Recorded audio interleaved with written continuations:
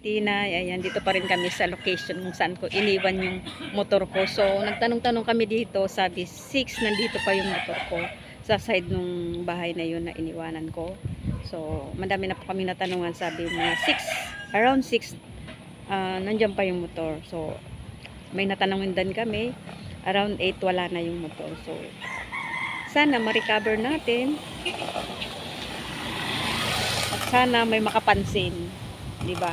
Ayun, nakapag-post na rin po ako sa Facebook. Ayan, sa page. Ayan, sana ma-recover po natin kung sino man yung kumuha. Hindi man maibalik, at least, kahit paano tinulungan ako ng mga pulis ng Calabanga. Ayan, kasama ko pa po sila, sir. Nandito pa po.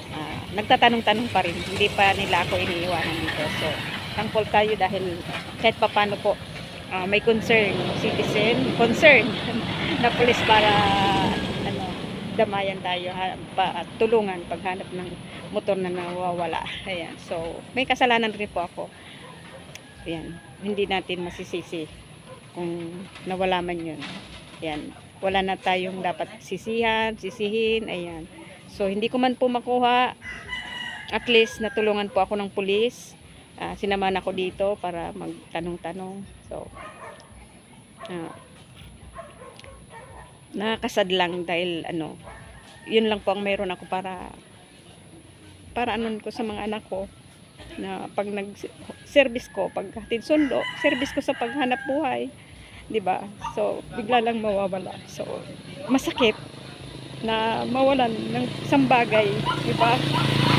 Yung iniingat-ingatan mo para sa pamilyang mawawala. So sana maging silbing aral sa lahat yung nangyari sa pangyayaring ginawa ko sa sarili kong motor. So, iniwanan ko, nagpakasakali ako na safe, ayan, pero mayroon talagang ganun sadyang hindi natin masisisi kahit pa sabing silang maiwanan natin yung motor. So, sana hopefully na ma-recover, ayan. And sana kung man makuha, hindi ko na makuha, sana mag-million views isa sa mga videos ko sa ginagawa kong pag-vlog. Ayan. Para kahit paano